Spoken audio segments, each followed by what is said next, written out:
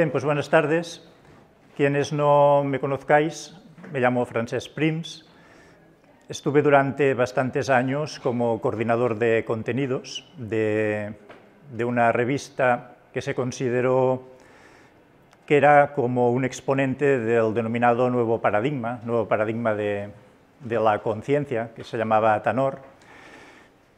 Una revista que adquirió su prestigio pues, con artículos sustanciosos y de calidad y también entrevistas en las que profundizábamos mucho en los temas, ¿no? Entrevistas no para cumplir unas poquitas páginas, sino que a veces se alargaban muchas y procurábamos sacar el máximo jugo a los entrevistados. Esta revista, a raíz de los problemas económicos generales de España, publicó su último número en noviembre-diciembre de 2013. Desde entonces yo busco nuevas opciones profesionales y he aquí que Editorial Sirio ve bien como de recoger algunas de las mejores entrevistas que habían sido publicadas en esos tiempos y recopilarlas en un libro que es este, que salió el año pasado, Nuevos Paradigmas, en el cual pues haré algunas referencias al mismo. Bien, la revista Tanor siempre había rezado bajo el título, un subtítulo que decía Una puerta al nuevo paradigma.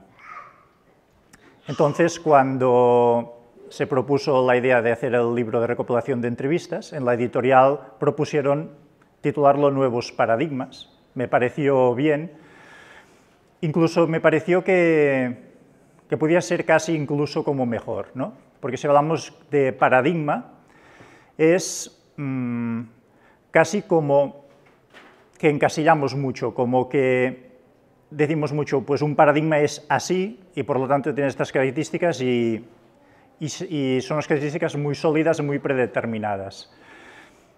Sin embargo, lo que precisamente necesitamos en estos tiempos, y hay autores que lo propugnan, y entre ellos lo dicen directamente, aquí en entrevistas que hago en el libro, a Greg Braden o a Patrick Drouot, propugnan directamente que precisamente es necesario ampliar las formas de pensar, adoptar nuevas perspectivas, ¿no? Incluso Patrick Drouot concretamente habla de cultivar más distintas inteligencias que tenemos, no solo la mental y no solo tampoco la emocional, sino incluso otras. Él habla incluso de una inteligencia ecológica, de una especie de inteligencia espiritual y otra serie, ¿no? Y todo esto en aras de estos tiempos en los que estamos, que tienen, pues ya sabemos, un cierto aire convulso, un cierto aire de incógnita, de hacia dónde estamos yendo, o de incluso si como especie estamos encaminados hacia continuar sobreviviendo y prosperando en un mundo en el que nos guste estar, ¿no? O bien, si nos encaminamos hacia problemas y dificultades bastante mayores. Así pues, está abierto el campo de las posibilidades, el campo de la creatividad, y por eso también está bien pasar tal vez de paradigma a paradigmas en plural, porque al fin y al cabo también distintos autores hacen aproximaciones más o menos distintas al tema del cambio de época, ¿no? Un cambio de época que fue muy vinculado a unas determinadas fechas que le dieron empaque al tema o al concepto este de cambio de paradigma o de cambio de era, de cambio de tiempos, de empezar un nuevo ciclo. Primero fueron unas fechas más que tenían unos ecos casi incluso como apocalípticos relacionados con el fin del mundo, como podía ser el año 2000. Recordemos aquel fenómeno de los ordenadores, ¿no? Que se decía que no serían capaces de actualizarse al nuevo milenio y que iban a colapsarse y que sería un desastre, cosa que felizmente no ocurrió, pero después sí que ocurrieron los atentados de Estados Unidos del 11 de septiembre del 2001, y aquí aparecía inminente una tercera guerra mundial y que sí que iban a pasar grandes cosas. Pasaron una serie de cosas, pero no tanto como para que podamos decir el fin del mundo propiamente, ¿no? Entonces ya todas las miradas pasaron a enfocarse en el famosísimo año 2012, e incluso en una fecha concreta, el solsticio de invierno de ese 2012, que tenía que significar como una especie de cambio de era, ¿no? De cambio de época. aglutinó ilusiones, aglutinó sentimientos, aglutinó esperanza y aglutinó incluso acciones. Y fue una fecha y un acontecimiento muy celebrado, ¿no? De todos modos, bueno, tal vez había gente que podía esperar determinados hechos más evidentes que pudiesen pasar en torno a esa fecha, pero pasó naturalmente ese 21 de diciembre y ahora estamos en una especie de terreno que no se sabe muy bien, ¿no? Ya no hay nadie mirando a una fecha concreta diciendo, en ese momento ocurre algo, ¿no? Sino que sabemos, estamos transitando esta especie de transición, pero, como me gusta a mí decir, de algún modo nos hemos quedado huérfanos de fechas, ¿no? Es decir, ya no hay una fecha única a la que todos miremos y que de algún modo aglutine energéticamente este cambio. Así pues, todo este cambio que sentimos y que a la vez sabemos que hay que realizar ya depende exclusivamente de que tengamos interiorizado, de que tengamos dentro anclado esta noción y este concepto de que es necesaria hacer como esta evolución, ¿no? De todos modos, aunque había sido una fecha paradigmática este 21 de diciembre de 2012, igualmente los distintos autores que he ido entrevistando nunca focalizaron que en una fecha concreta, en un día concreto, iba a pasar algo, sino que siempre han considerado que era una ventana de tiempo que duraba una serie de años, una serie de décadas, ¿no? Incluso. Así lo expresó Greg Braden en la entrevista que le hice, o Emilio Carrillo. Según Emilio Carrillo, la humanidad va incorporándose por oleadas en el transcurso de varias décadas, como a la nueva vibración que vendría a determinar el planeta Tierra, por ejemplo, ¿no? Entonces, nos hallamos en esta transición. ¿Transición hacia qué? ¿Hacia qué nuevos paradigmas o hacia qué nuevo paradigma? Esencialmente es una continuación o una consolidación de algo que empieza ya a nacer cuando ya acaba la Segunda Guerra Mundial, se crean las Naciones Unidas y empieza a ya consolidarse en el inconsciente colectivo el tema de que la paz es algo deseable, ¿no? Fijémonos que durante milenios ha preponderado el paradigma imperialista en que era bien visto, tenía su prestigio que una determinada nación a sangre y fuego fuese y conquistase lo máximo posible. Y esto puede parecer muy lejano, pero no lo es. Hace mucho menos de un siglo teníamos todavía la Segunda Guerra Mundial un poco en base a estos parámetros de conquista, ¿no? Pero a nivel de inconsciente colectivo hemos dado un cambio a esto y ahora valoramos el tema de la paz, valoramos el tema del respeto a los derechos humanos, valoramos el tema del respeto a las personas por sus ideologías, creencias, etcétera, etcétera, o razones de sexo, de raza, y un largo etcétera, ¿no? Diríamos que, pues, nada, en una serie de años hemos anclado dentro estos referentes. No quiere decir que a todos resulte o nos resulte fácil en todos los ámbitos dar la talla en relación con estos referentes. Otra cosa es, pues, no sé, uno puede preponderar por la armonía, la hermandad y tal, y en un determinado momento saltarle resortes internos que no tengan nada que ver con eso. Pero al menos los puntos de referencia en este sentido vienen a estar más claros y sabemos un poco hacia dónde queremos ir, ¿no? Podríamos decir a grandes rasgos que queremos ir, de algún modo, como a materializar una especie de paraíso en la Tierra, por decirlo de alguna manera. Por lo tanto, tenemos pues, en boga el valor del bienestar, que es también lo que nos hace ir a ferias como esta, o el valor de la felicidad. Es un valor relativamente reciente, el de la felicidad. Es decir, hasta hace pocas décadas primaban mucho más los valores sociales, de mantener una estructura social, de seguir lo que a la sociedad te marcaba y dentro de unos límites bastante estrictos. Y esto de la felicidad, como que ni tan siquiera entraba en la ecuación de la consideración, ¿no? O las personas se tenían que casar con tal o con cual en función de... Pero el tema de la felicidad propiamente dicho es también bastante moderno, forma parte también como de este cambio de paradigma, ¿no?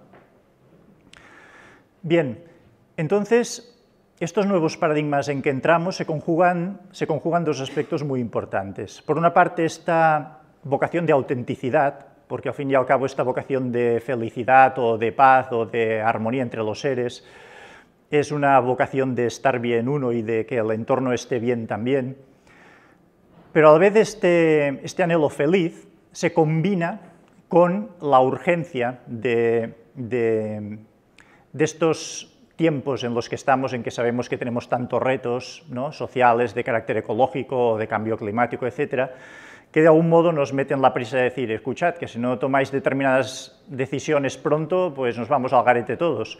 Y se combinan pues esta perspectiva como en pro de la felicidad y el bienestar con esta otra que dice, bien, pero apresúrate, date prisa realmente en efectuar este cambio porque esto puede ser que no dure mucho, ¿no?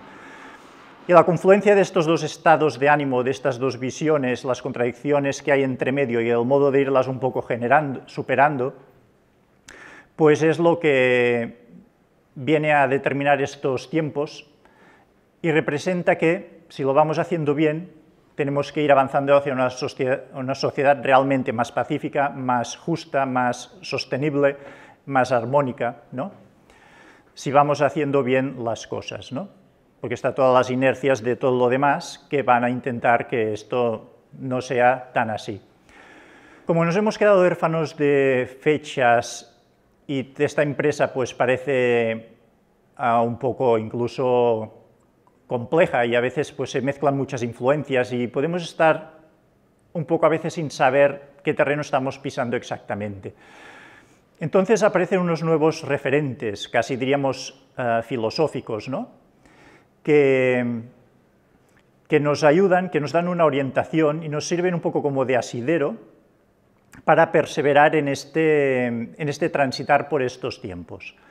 Un fenómeno importantísimo que se ha venido a dar en las últimas décadas es la confluencia, diríamos, de la espiritualidad y la ciencia a la hora de ponerse de acuerdo en a la hora de definir ciertas características básicas de la realidad. Diríamos que cada vez menos están separadas la espiritualidad y la religión de la ciencia a la hora de ver que la naturaleza de la realidad es una naturaleza en el fondo ilusoria y que lo que está ahí de base es una especie de inmenso campo cósmico, ¿no?, que las religiones o la espiritualidad definirán más como Dios o atributos afines, mientras que desde la ciencia pues, se puede hablar del gran vacío, que en el fondo está muy lleno, o del campo cuántico, pero que en el fondo es el mismo concepto de conciencia o de sustrato que lo imbuye todo, que está en todas partes y de lo que surge todo, ¿no?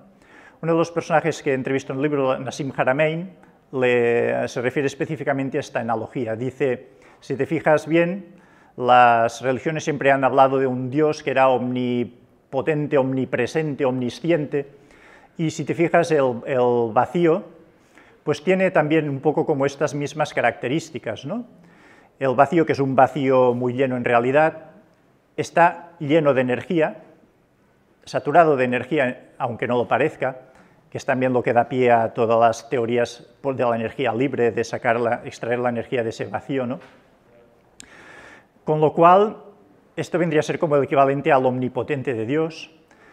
Después, el campo cuántico vacío se caracteriza por un continuo intercambio de energía al nivel subatómico, a lo largo de todo lo que es el campo, y que viene a ser el equivalente de esa omnisciencia, y esa omnipresencia porque evidentemente ese vacío lo ocupa todo, ¿no? Entonces, algo fundamental de esto es la noción de la unidad, es decir, este sustrato conciencia, de la cual nace todo, daría como la característica de unidad y de unificación entre todas las cosas, de modo que las manifestaciones serían diversas, pero el sustrato básico sería como único, la esencia vendría a ser como la misma, ¿no? Esto es muy importante porque en la espiritualidad ya se ha dicho desde siempre el todo es uno, e incluso el todos somos uno derivado de ahí, ¿no? Pero está bien ahora la ciencia que diga, sí, realmente todo es uno, y realmente, pues a partir de aquí todos somos uno también. Es muy importante este aval científico, que es una de las características fundamentales de estos tiempos, ¿no?, esta confluencia. Y también es algo que nos permite realmente orientarnos orientarnos en todo este transitar. Porque precisamente,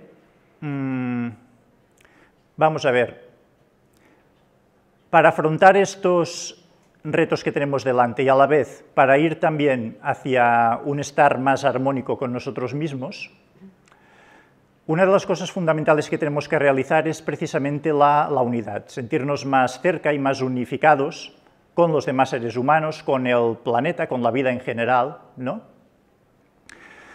Entonces está bien que aparezca ahora una ciencia que desafíe ciertos postulados anteriores, más darwinianos, más centrados en la competición, ¿no? Y que ahora nos digan, no, lo que prima en realidad en la naturaleza y en la vida es la unidad, la unificación, ¿no? Como hablan muchos autores aquí en el libro, ¿no?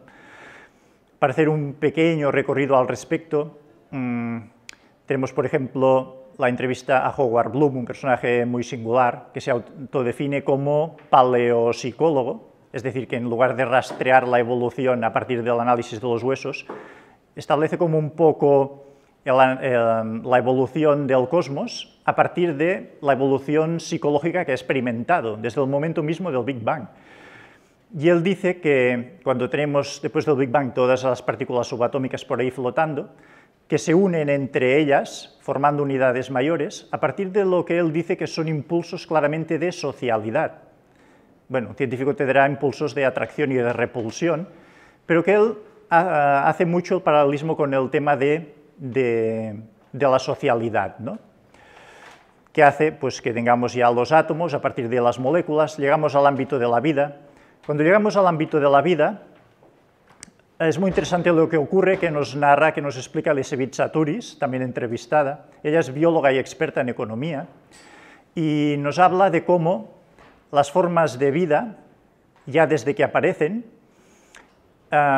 están en una modalidad que ella llama, pasan por una modalidad de competición, que ella llama una modalidad juvenil, en que consideran que para prosperar deben combatir a sus enemigas, deben rivalizar con las demás para conseguir el alimento, para conseguir prosperar, ¿no? Hasta que se dan cuenta de que les sale mucho más a cuenta alimentar a sus enemigas, así lo expresa ella, que combatirlas. Y a partir de aquí se agrupan en comunidades de bacterias que dan lugar a los primeros organismos unicelulares. Estos organismos unicelulares, a su vez, pasan por toda la primera fase, modalidad juvenil competitiva, pues luchando entre ellas, hasta que se dan cuenta también que les sale más a cuenta unirse que seguir combatiendo, y a partir de aquí se crean los organismos pluricelulares del que nosotros somos expresión, ¿no?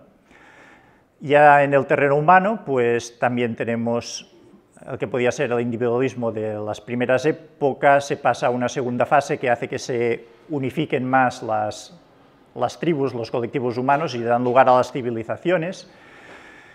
Pero ahora llega el momento en que es necesaria una unificación más global, ¿no? En que es necesario que realmente como humanidad vengamos a unificarnos como una especie de organismo.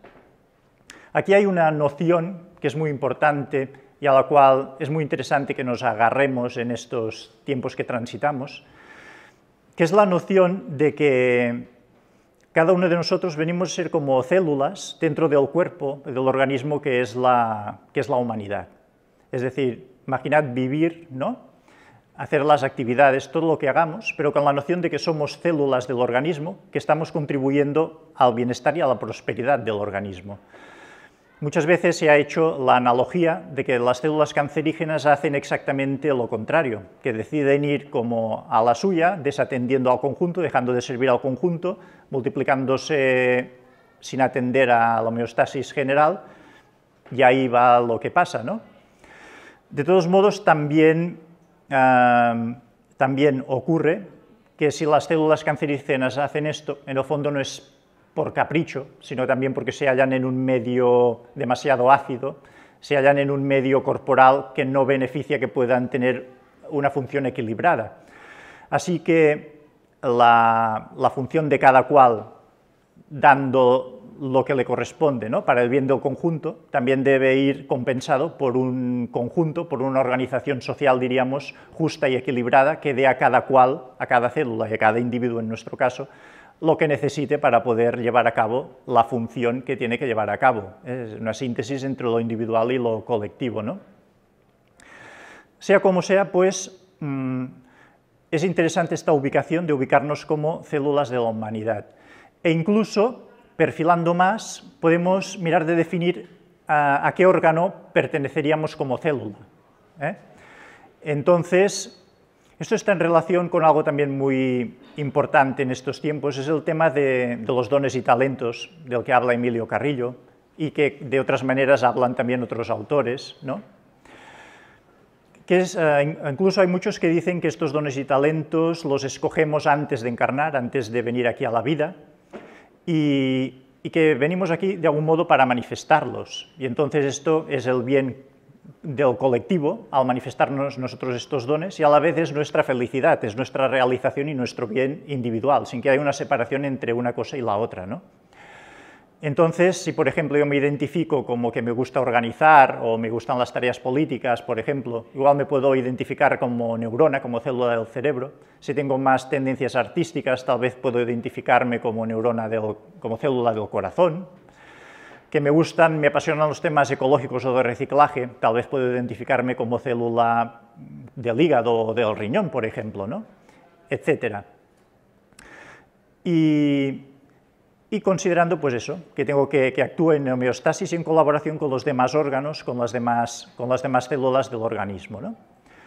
Entonces, esta es una posición interesante en la que nos podemos ubicar. De cualquier modo, hay que tener presente algo, y aquí entra ya en juego esta noción del paradigma de la evolución consciente, del que hablan varios autores. Se habla de evolución consciente, evolución intencional también, se ha venido a denominar, porque, vamos a ver, requiere un sostenimiento y un recuerdo. Esto de, mira, sí, pues soy célula de la humanidad, pues tengo que actuar no solo en aras de mí mismo, sino también atendiendo al colectivo. Este tipo de planteamientos requieren una toma de conciencia y un sostenimiento de esa conciencia.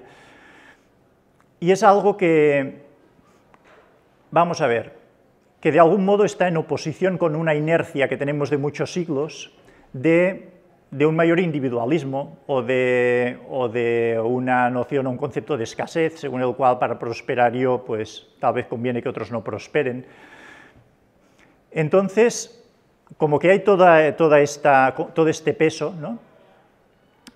Instintivo, todo este instinto de supervivencia, podríamos decir, pues a veces sostener, ¿no? Una noción que nos hace salir de este individualismo en aras de un bien común mayor, pues requiere de una cierta toma de responsabilidad, ¿no? De decir, vamos a ver, estoy evolucionando no solo para mí mismo, estoy evolucionando para el conjunto, lo tenemos que hacer entre todos, tenemos que estar más unidos y tal, y por lo tanto sostengo esta conciencia y lo hago conscientemente, lo hago por voluntad, porque sé que para salirnos de esta, pues tenemos que ser más, tenemos que ir juntos, tenemos que buscar maneras de cooperar, de crear sinergias y de dejar de ir tan individualistamente, ¿no? Y aquí, pues, tomamos conciencia de que estamos en un proceso evolutivo, igual que hicieron desde las partículas subatómicas hasta los organismos pluricelulares que se han generado. Estamos en un proceso evolutivo general, ¿no? De autodescubrimiento. Siempre se dice que el punto final es como el reconocimiento de lo que somos, pero lo que somos, cuando uno descubre lo que es, precisamente descubre que no es un individuo, sino que está unido al todo, a la totalidad, ¿no? Cuando los místicos nos hablan de lo que es para ellos la realización, lo que han logrado en sí mismos, pues afirman reconocer ya que han dejado de sentirse individuos y que ven como la unidad de todas las cosas y se sienten unidos a todas las cosas. Entonces, el gran camino colectivo de todo, de este universo que a distintos niveles y a distintas escalas, ¿no? Está como evolucionando, va hacia esta toma de conciencia de este todo es uno, de este todo somos uno. Pero claro, ya no a nivel filosófico, sino más como vivido, vivencial, ¿no? Entonces, si tomamos conciencia de que estamos yendo hacia ahí, con el tiempo que nos cueste llegar y con la idiosincrasia de cada uno, ¿no? Pero sabiendo que el objetivo y como la meta final es esta como unificación, este sentir, esta unidad y hermandad general, entre todas las formas de vida y con el cosmos en su conjunto, pues ya vivimos de otra manera, ya tenemos como otro cierto enfoque de las cosas. Ya nos es más fácil sostener una ética o crear un negocio ético o efectuar unas compras éticas y este tipo de comportamientos, porque sabemos que estamos participando de una evolución colectiva que nos trasciende a nosotros mismos, porque al final es la humanidad en conjunto evolucionando y nosotros somos piezas, ¿no? Igual que el cuerpo prospera y cada célula tiene que aportar lo necesario para que esto sea así, pues nosotros como individuos aportamos algo como individuos células, aportamos algo a este cuerpo de la humanidad para que vaya despertando en conciencia, ¿no? Así pues tomamos conciencia de que estamos evolucionando y tomamos conscientemente decisiones para que apoyen esta evolución. Entonces, bien, por ejemplo, el tema de ejercer estos dones y talentos. Podemos tomar conciencia de que no somos felices en el trabajo que tenemos y de que tenemos unos talentos que nos gustaría desarrollar, pero por toda una serie de inercias sociales, pues tal vez fuimos a trabajar en algo que no nos llenaba el alma y llega un momento en que queremos realizar ese cambio, ¿no? Bien, si contra toda la sensatez social acabamos optando por ese cambio, aquí tomamos una decisión consciente. Aquí diríamos que dejamos de funcionar por las inercias y pasamos a funcionar por algo que decidimos nosotros como nosotros mismos, ¿no? Aquí es importante y sostiene mucho el tema de esta evolución consciente, el tema de la confianza en la vida. Diríamos que los que estamos interesados en evolucionar no somos propiamente nosotros.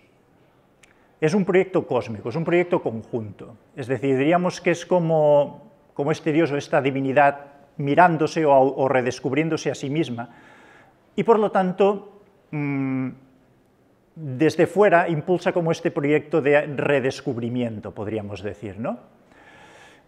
Fijaos que ninguno de nosotros se creó a sí mismo, es decir, si no es que nos crean un cuerpo, nos conciben y nos ponen aquí, pues nosotros por nosotros mismos no tenemos este poder de automaterializarnos y decir, mira, aquí estoy y evoluciono. No, somos fruto de algo y estamos aquí como en nombre de algo, de alguna manera, ¿no? Entonces, esto mismo que está interesado en la evolución de todo el cosmos, pues nos tiene que facilitar, y de hecho nos facilita, las herramientas para que sigamos evolucionando. Es decir, no estamos solos.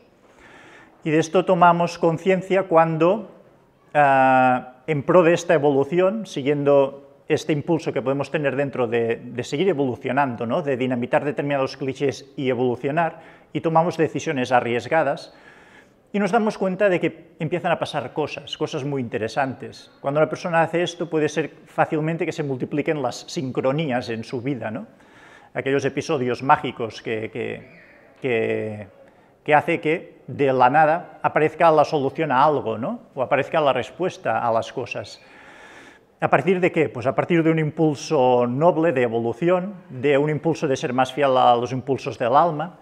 Es como que aquí hemos lanzado un mensaje a esta especie de inteligencia cósmica mayor que hay y dice, muy bien, fantástico, me alegro de que hayas tomado esta decisión y nos facilita las cosas, nos da ingredientes para poder tirar adelante esto.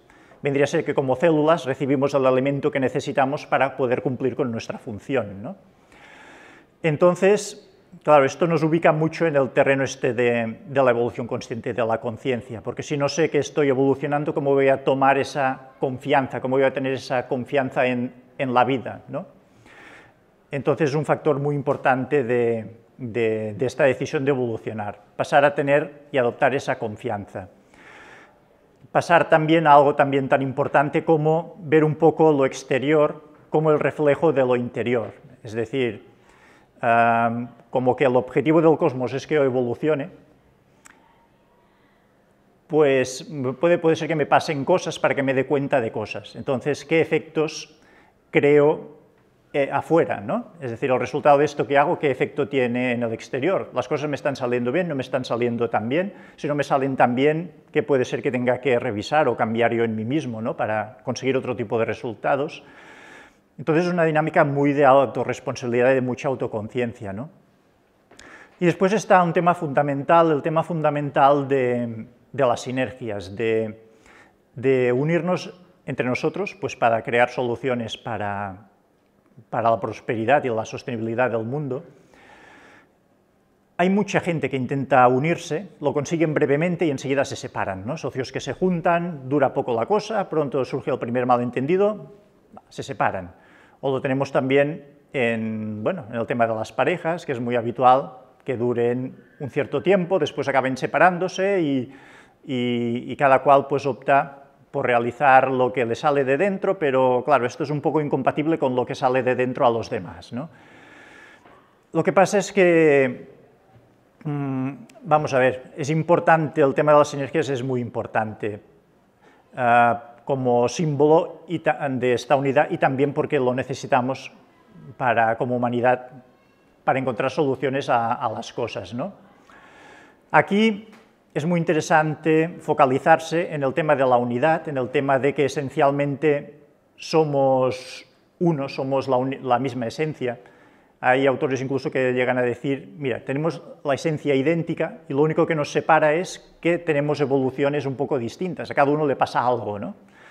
Y si esto creemos además que pasa en el transcurso de varias vidas, pues la suma de lo que le ha ido pasando a uno hace que desarrolle una personalidad bastante diferente de lo que le ha ido pasando al otro. Pero en el fondo los dos son como dos gotas de agua que se han sacado del mismo océano, podríamos decir, ¿no? Lo único que una pues ha caído en la montaña y le han pasado una serie de cosas y la otra ha caído en el mar y ha seguido una experiencia diferente. Pero en esencia son esta misma gota.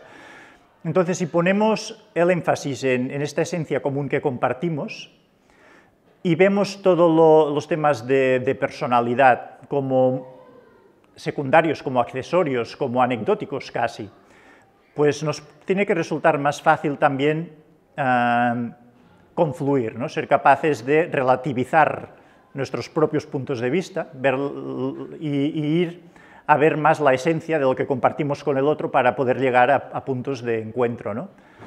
Es muy significativo a este respecto lo que está ocurriendo, por ejemplo, aquí en España con el tema político, ¿no?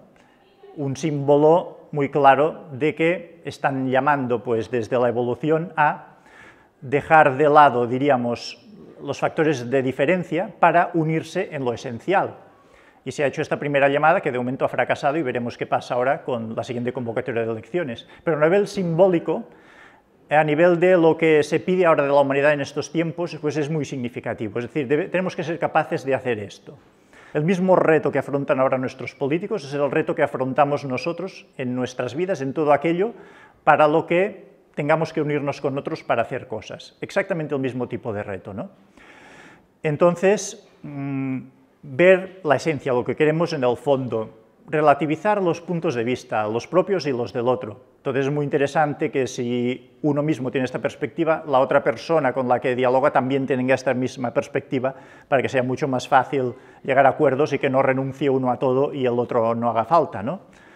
Por lo tanto, es muy importante que este crecimiento de toma de conciencia sea lo más generalizado posible también, ¿no? Y así vamos, pues,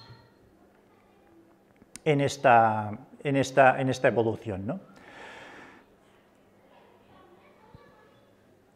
Entonces, estamos en esta evolución consciente. Fijámonos que la evolución en el fondo siempre se procesa, siempre tiene lugar. Lo que pasa es que si no es consciente, es una evolución que se va produciendo más por las circunstancias. Como la vida está siempre interesada en que evolucionemos, nos pone cosas, aspectos para crearnos determinados shocks para que despertemos en el fondo siempre a esta unidad esencial, ¿no? Pero ¿qué ocurre si no estamos en perspectiva de yo conscientemente estoy evolucionando? Sino que me he olvidado absolutamente de que estoy en un proceso evolutivo y sencillamente estoy aquí en la vida por lo que toca. Pues ¿qué pasa? Pues pasa que cuando la vida me presenta acontecimientos, para que evolucione, pues vamos a ver, no los voy a interpretar como acontecimientos evolutivos, los voy a interpretar como putadas de la vida, diríamos, y no voy a aprovechar esa oportunidad para dar saltos, ¿no? O al menos no lo voy a aprovechar tanto. Un ejemplo puede ser la convivencia con los seres queridos. Es decir, ¿cuántas veces pasa que convivimos con seres queridos y no hacemos mucho caso a esa convivencia, ¿no? O incluso puede ser que tengamos determinadas reacciones que no son las más amables con la otra persona, este tipo de cosas que ocurren. ¿De acuerdo? Esto podría ser una línea de, pues sencillamente vivo y ya está, y estoy con esa persona, pues bueno, y voy viviendo. Pues la vida nos presenta cosas, ¿vale? Fijémonos después a este ser, que en el fondo lo queremos, aunque tal vez lo hemos olvidado o no lo tenemos muy en cuenta, pero después a ese ser le pasa algo, ¿no? Le pasa algo grave, incluso puede ser que muera, ¿no? Aparte de actitudes que nos puedan salir ahí de egoísmo o de miedo en relación con eso, pero una cosa muy interesante que puede ser que nos surja es un tremendo amor por esa persona, un despertar súbito del sentimiento de la compasión, lágrimas realmente sentidas por ese ser, ¿no? Que sencillamente, pues, hasta ese momento nos había pasado pues, más desapercibido, ¿no? Pues mira, un acontecimiento shock de la vida que en el fondo nos despierta a esta conexión, a este amor, a esta empatía. En el fondo es un despertar, en fin, un salto evolutivo que la vida nos ha obligado a dar, ¿no? Y esto en lo mejor de los casos. En otras cosas que nos pueda ir dando la vida, puede ser que nos rebotemos mucho y que demoremos esa evolución. Pero siempre hay una oportunidad en la vida para que tomemos conciencia de las cosas y demos un salto más hacia la unificación, ¿no?